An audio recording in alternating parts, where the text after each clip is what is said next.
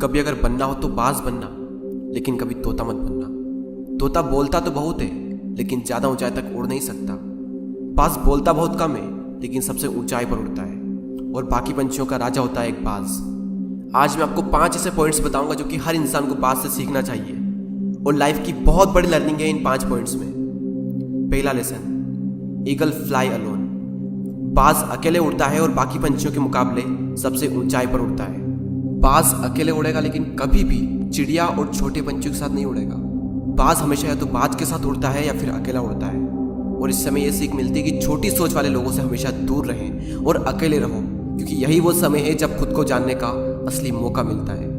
दूसरा लेसन, बाज का विजन बहुत ज्यादा क्लियर होता है और बहुत ज्यादा स्ट्रॉन्ग होता है। बाज अपने शिकार को 5 किलोमीटर दूर से ही देख लेता है और जब एक बार उसे अपना लक्ष्य दिख जाता है तो उसके बाद चाहे रास्ते में कितनी भी मुश्किलें क्यों ना आए, वो अपने लक्ष्य को हासिल करके ही दम लेता है। इससे भी एक बहुत बड़ी सीख मिलती है कि अपना विजन क्लियर रखो और उसे हासिल करने में फिर चाहे कितनी भी मुश्किलें क्यों ना आए, पीछे मत हटो उस बाज की तरह। तीसरा लेसन, बाज कभी भी मरे हुए जानवरों को नहीं खाता, वो हमेशा जिंदा शिकार करता है। और इससे हमें यह सीख मिलती है कि जो हमारा पास्ट है वो मर चुका है, तो अपने उन मरे हुए सड़े हुए थॉट्स पर ध्यान मत दो और अपनी आने वाली ताजी फ्रेश जिंदगी पर ध्यान लगाओ।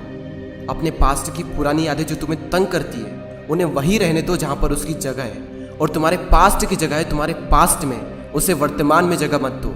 क्योंकि एक बार अगर तुम्हारा पास्ट तुम्हारे प्रेजेंट में आ गया तो तुम्हारा पास्ट तुम्हें कभी प्रेजेंट में नहीं रहने देगा। पास्ट में तुम्हारे साथ कितना भी बुरा क्यों ना हुआ हो, वो सब यादें, वो सब थॉट्स मर चुके हैं, और उस बाज की तरह बनो जो कभी भी मरी हुई चीजों को नहीं खाता।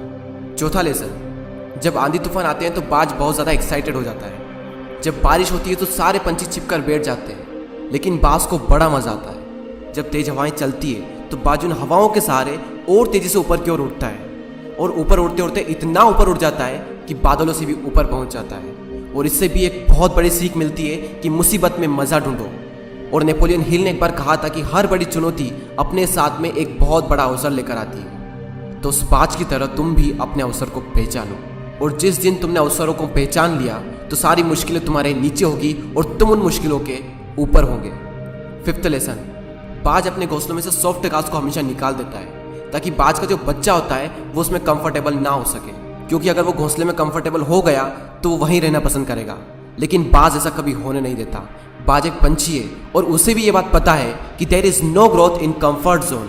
लेकिन हम तो इंसान है ना, और इंसान होने के बावजूद भी कई सारे लोग इस बात को समझते ही नहीं। आप जितना ज़्यादा कंफर्ट जोन में रहोगे, आपकी लाइफ आने वाले टाइम में उतनी ही ज़्यादा अनकंफर्टेबल हो जाएगी।